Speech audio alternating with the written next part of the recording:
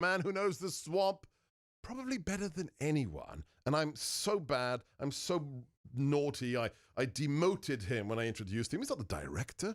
He's the president of the guys that do the heavy lifting that nobody else is prepared to do. It's Judicial Watch. Welcome, Tom Fitton, to America First. Seb, good to be with you again. Thanks for having me. Follow this man, Tom Fitton, on Twitter and support judicialwatch.org. I have to start. I know it's, you don't want to be the news, except my producer, Jeff, says it's always great when the host's part of the news.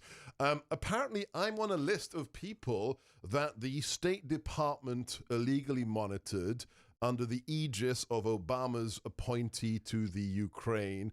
Could you share this story? Because you guys, Judicial Watch, broke it. So what is the essence of this story, Tom Fitton? Well, supposedly back in March when Yovanovitch, the ambassador that we're talking about, who was pulled back by Donald Trump shortly thereafter, had directed her staff, and her staff was directing the monitoring, this social media monitoring of individuals such as yourself, Donald Trump Jr., Rudy Giuliani, a whole cadre of Fox News people like Sean Hannity, Sarah Carter, John Solomon, and they were concerned about what you said about 4 terms: Giuliani, Soros, Biden, and the ambassador's name, Yovanovitch. So Yovanovitch gave a list of conservatives to the State Department, say monitor what these people say, and cross-reference with those 4 words. And this was all going on in the Ukrainian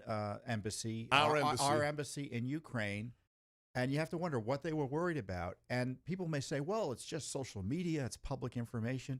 No. The government's not allowed to compile information and keep files on American citizens absent extreme circumstances. Let me just clarify this point. So I talked to people in the State Department. The State Department, as part of their research, can monitor organizations. They can say, what is CNN saying today? What is the ACLU saying today? Right. But it is illegal for the State Department to make lists of U.S. citizens and say monitor them, even if it's public information. This is the key thing. This was such a big job that was undertaken by the embassy in Ukraine. They sought help from the State Department here in Washington, D.C., and the response back was, whoa, you can't do this. It's illegal. Yeah. So we don't know if they stopped. We don't know how long it went on for. We do have a Freedom of Information Act request pending for it, and we hope there's more follow-up on this. And, why would they be worried about Biden and Soros and Giuliani?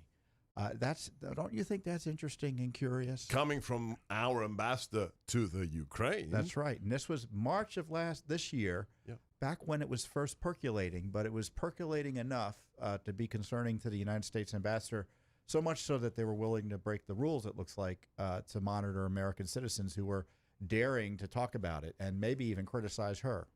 I'm not, nobody can tell you guys how to do your job, but let me tell you what my State Department sources told me last week, that it happened, she tasked her embassy, her mission.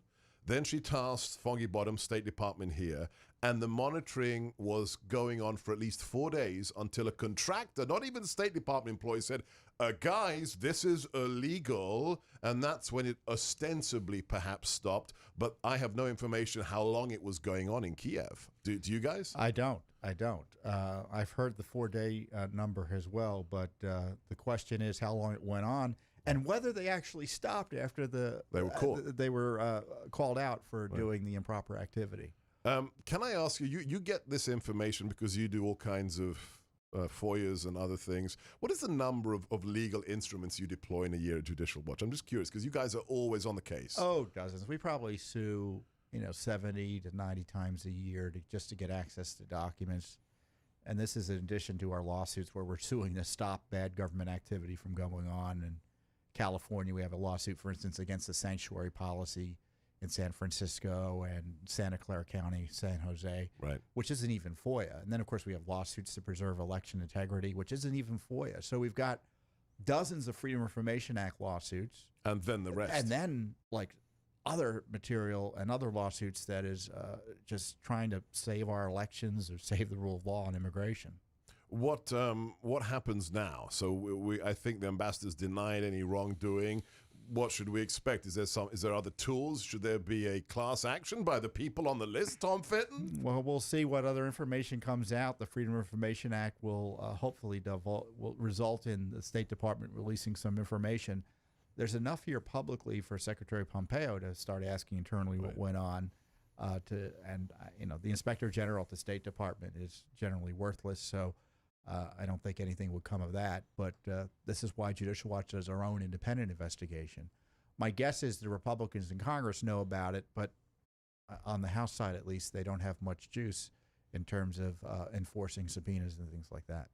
Yeah, indeed. We're going to talk about subpoenas and IGs next with Tom Fitton. I'm Sebastian Gorka. This is America First. He is the president of Judicial Watch, one of the handful of organizations that is fighting for your freedom every single day. Support them at judicialwatch.org and follow Tom at Tom Fitton on Twitter. If you enjoy these interviews and our special exclusive content, join our cabinet today. Yes, go to sebgorka.com and join Gorka's cabinet. It is a measly, what is it? $7 a month, $59.95 per year. You get this show all 3 hours without the commercial breaks, then exclusive behind-the-scenes content, and also my take on the real news behind the fake news.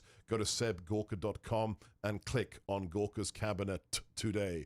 And don't forget, if you donate today to the Alliance Defending Freedom, $1,000 or more, it's lunch with me here in the swamp, and we'll find a place where I can grill you some cheeseburgers before those Green New Deal crazies ban beef consumption in America. No, we'll never let them, but we will celebrate them with some juicy steaks and some cheeseburgers. I'm Sebastian Gorka. This is America First of the Salem Radio Network, broadcasting from the Refactor.com studios. Our number is 833-33-GORKA. That's 833-334-6752.